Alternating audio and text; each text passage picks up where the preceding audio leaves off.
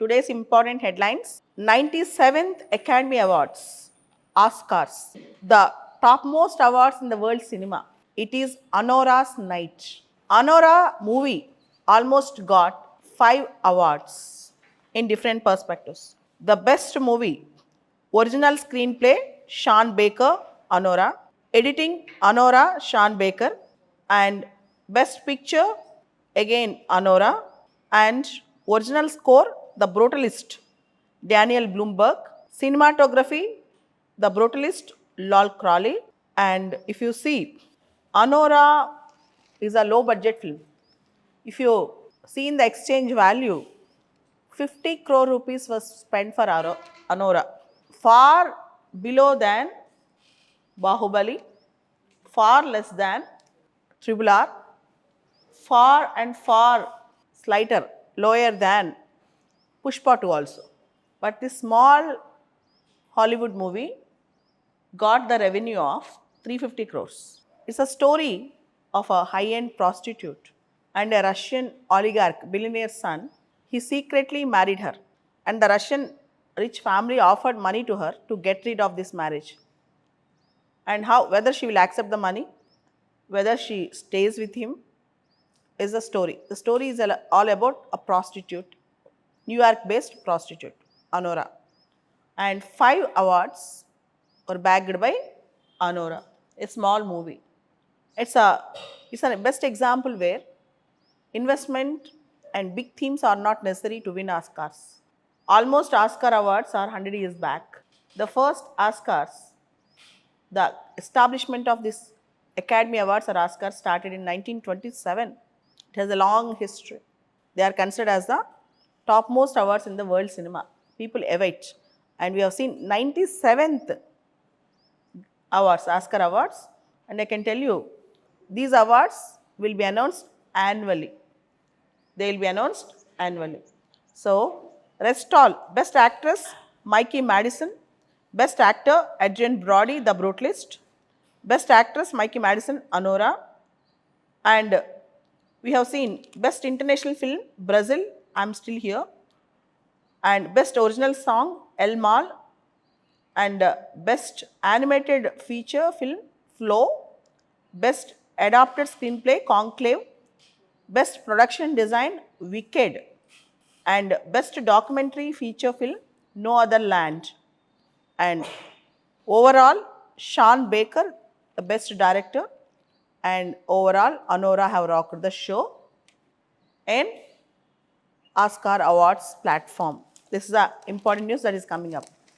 Next important news that is coming up, police yet to understand fundamental right to freedom of speech and expression. Supreme Court said. The Supreme Court on March 3rd asked how a poem by Congress MP Imran Pratap Ghari, which plainly translates to the suffering of injustice with love, has stirred the Gujarat police into registering a criminal case against him on the charge of promoting enmity among people of different groups on the basis of caste and religion. Supreme Court asked the police to understand the true meaning of fundamental right of freedom of speech and expression. Just a poem, which was just a poem, which have the words suffering of injustice with love. Based on that poem, how can you register a case on a MP? Do you really understand the meaning of fundamental right of freedom of speech and expression? In India, we have Article 19(1)(a), and there are reasonable restrictions for Article 19(1)(a). But unfortunately, the restrictions by the government, the restrictions by the society are far more stringent than the restrictions provided in the Constitution. The government, whenever you speak any sentence against the government, they consider it as against security of the state and sovereignty integrity of India. Every citizen have the right to dissent. Every citizen have the right to protest. And every citizen have the right to say that he has meted out with injustice. When you don't allow it, we don't have freedom of speech and expression, the fundamental right in our constitution itself. So for that reason, police should understand what do you mean by freedom of speech and expression, told by Supreme Court. Next important news that is coming up is with respect to Ranveer Allahabadiya. You all know Ranveer Allabadia's show, and the criticism erupted in this show. The comments made by him about parents' intercourse and can you see your parents' activities, all these things. Ranveer Allabadia approached Supreme Court for interim relief, requesting the Supreme Court to allow him to continue his show. He said, more than 200 people are dependent on me. It is my livelihood. I have to continue my show. Please help me out. Supreme Court allowed to continue his show, but Supreme Court said, your content should be decent and moral. Vulgarity and obscenity should not have a place in your content. You avoid such content. The Supreme Court asked Solicitor General Tushar Mehta, appearing for the centre, to suggest regulatory measures to rein in use of filthy language and vulgarity, which passes off as humor in programs streamlined online. The court said that regulatory measures were intended to ensure that programs adhere to well-known moral standards of Indian society without sliding into censorship of fundamental right to freedom of speech and expression. Again, the question, there's a thin line, thin difference between freedom of speech and expression versus vulgarity, indecency, obscenity, immorality. So, we are crossing the line and we are breaching that line. We are crossing the line and we are breaching that line. That's the thing. Sometimes in the name of humor, we are speaking vulgarity. Particularly if you see, even in Telugu TV shows, the talks, substandard comments, substandard jokes, they are not that fine in the Indian society. Next news that is coming up, Indian woman executed in UAE for infant's murder. Ministry of External Affairs confirmed the execution. An Indian woman from Uttar Pradesh who was sentenced to death in UAE for murder of 4-month-old child was executed on February 15th, and after 13 days, the government got the information. The woman identified as Shahzadi was convicted on July 31st, 2023, and her death sentence was upheld by appellate court in UAE. She was incarcerated at the central jail in UAE before her execution. Additional Solicitor General Chetan Sharma informed Justice Sachin Datta that her last rites are scheduled for March 5th and arrangements are being made for her family members to travel to Abu Dhabi. And the court said, very unfortunate. The Delhi High Court was hearing the petition filed by Shahzadi's father, who got executed, the Shahzadi, her father, who sought updates on her daughter's legal status and well-being. According to the petition, she has travelled to Abu Dhabi in 2022 on a work visa and was employed as a caregiver for a woman who has recently given birth to a baby. After the infant deaths, a video surfaced in which Shahzadi was allegedly seen confessing to the crime. Her appeal against the death sentence was dismissed on February 28, 2024, and Shahzadi got executed. It seems that there is a news that she killed the child by asphyxiation. Okay, she has throttled the throat of the child. So this is the news. But the thing is, when any foreign national is being executed in the foreign country, though she has committed a grave offence, before execution, there should be an information to our MEA. That's a rule. That is a convention and protocol that is being followed in various countries. But how come, without the notice of MEA, UAE have taken such a decision of executing our national who is working there? Might be she has committed a grave offence. India would have tried to diplomatic channels to commute her death sentence into other sentences. Without giving such chance, if the government of UAE takes such decision, it's a big thing. And last year also, government of Qatar have taken such a decision, but India opened its diplomatic channels and the death sentence was removed, was suspended for 8 naval officers. So these things we need to be very, very careful. We need to be very, very careful. One more issue that is going on, NRC in Oman. The issue is also going on, still pending, NRC in Oman. But this issue is a very big issue which India should take a call immediately. So this affects our IR, foreign relations also. We should be very, very careful. Coming back, every year on March 4th, we observe National Safety Day, which emphasizes the importance of maintaining safety and health in workplaces and communities. It marks the beginning of Safety Week, reinforcing the significance of preventive measures to ensure well-being and accident prevention. The day serves as a reminder for individuals and organizations to adopt and prioritize safety protocols in all aspects of human life. The theme for National Safety Day 2025 is Safety and Well-being, Crucial for Viksit Bharat. Key objectives of National Safety Day: expand the reach of safety, health and environment movement across India, encourage broad participation from industrial sectors at various levels. The first ever National Safety Day started in 1966 by National Safety Council of India, which was established under Ministry of Labour. The National Safety Council was created to enhance national security, workplace safety and environmental protection. Next important and interesting news is coming up with respect to Gangetic dolphins. Gangetic dolphin is our national aquatic animal. A study finds that 6,327, 6,327 Gangetic dolphins are in 4 states in India. 6,327 Gangetic dolphins. The first population estimation of riverine dolphins in India has revealed the presence of 6,327 dolphins in Ganga, Brahmaputra and Indus systems, according to the government report published on March 3rd. The report titled Population Status of River Dolphin in India. As part of Project Dolphin, a comprehensive study was conducted for the first time to estimate the population of river dolphins across 8 states: UP, Bihar, Jharkhand, Rajasthan, Madhya Pradesh, West Bengal, Assam and Punjab.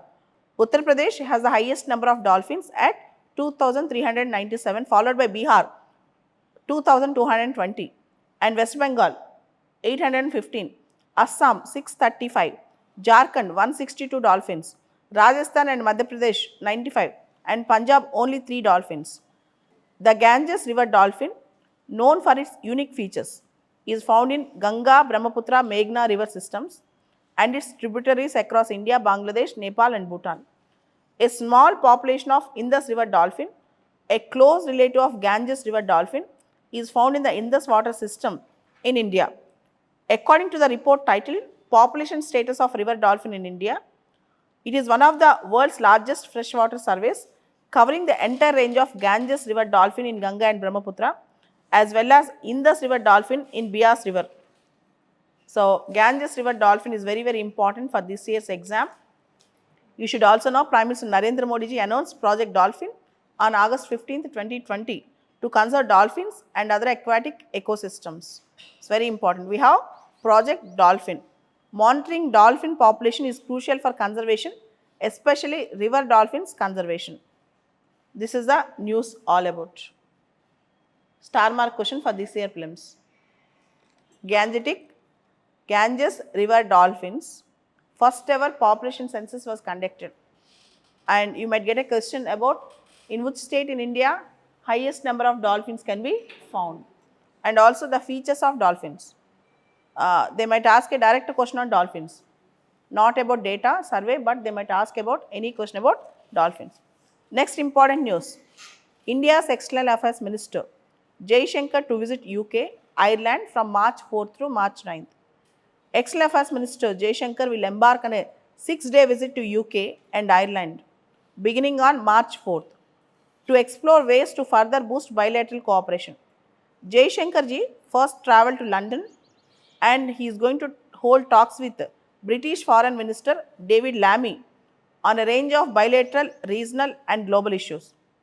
It was interesting to see whether Jaishankar and Lammy discuss the Ukraine conflict, as their meeting comes against the backdrop of heated exchanges between Donald Trump and Zelensky. 2 days after the rare clash between Trump and Zelensky, British Prime Minister Keir Starmer hosted a summit with European leaders in London and vowed to work towards a peace deal to end the war in Ukraine. Jaishankar, our foreign minister, and David Lammy, British foreign minister, they are also expected to touch upon ambitious India-UK free trade agreement and major issues with respect to wars, trade and other things will be discussed in the agenda. This is an important thing. The next very big news that is coming up, that is C3. India proposes a global platform to accelerate circular economy adoption. Capital C and numerical 3, C3. Cities Coalition for Circularity. C for Cities Coalition for Circularity. India proposed a multinational alliance for technical collaboration, partnership and cooperation between private sectors at the city level to accelerate the circular economy for a sustainable future. India's Union Minister for Housing and Urban Affairs said that to carry forward the vision of Prime Minister Modi, he suggested a new platform, Cities Coalition for Circularity (C3), as a multinational platform for city-to-city collaboration, knowledge sharing, and private sector partnerships. We are working on 3R. Now we will work with C3, which will be a multi-stakeholder, multinational platform for sharing knowledge, technical expertise, and best practices. This will be in the form of Jaipur Declaration. This C3 will be in the form of Jaipur Declaration. This is also very important. A circular economy in an economic system aimed at reducing waste and pollution while keeping the resources to the optimal use. The city's resources will be kept at the optimal use. Knowledge sharing, sustainable cities is the objective of C3. C3 is very important. You can use it in your mains also. It's very important. Next news, India's first World Peace Center. India's first World Peace Center, established by Ahimsa Vishwa Bharati under the guidance of Jain Acharya Lokesh. It was inaugurated by our former President Ramnath Kovind. And the aim of India's first World Peace Center to strengthen peace building and sustainable development efforts. The center promotes peace, environmental preservation and equality. The inauguration of World Peace Center marks a new chapter in India's efforts towards global peace, inspiring millions to work towards harmonious and compassionate world.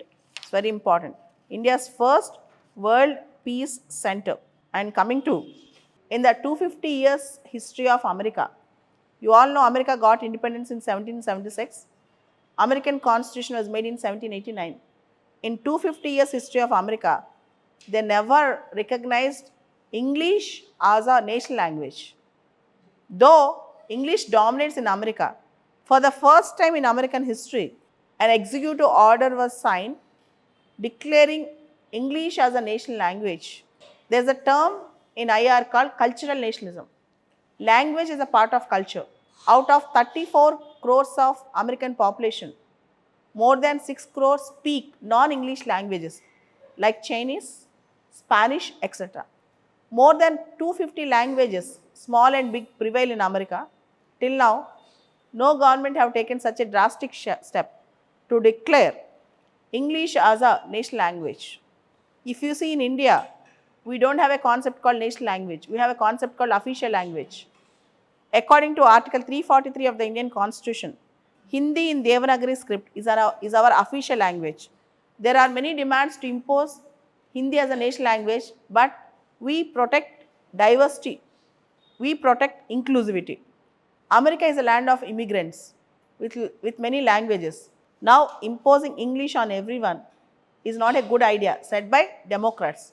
But around 30 states in America recognize English as an official language. As English is a national language from a long time in America, now it was declared as an official language by the Donald Trump government. Tamil Nadu Chief Minister Mr. Stalin has once again reiterated a controversy with his remarks. He asked the newly wed couples in Tamil Nadu to procreate children very fast, as Tamil Nadu is seeing the threat from delimitation. Stalin, Tamil Nadu CM, while attending the wedding function, urged young couples to have children immediately after marriage as higher population criteria. Stalin urged young couples to have children immediately after marriage as higher population is the criteria to get more number of MPs in Lok Sabha in delimitation. Stalin's fears likely stems from the reason that upcoming delimitation exercise based purely on population will reduce the South's representation in parliament compared to the North. Stalin reiterated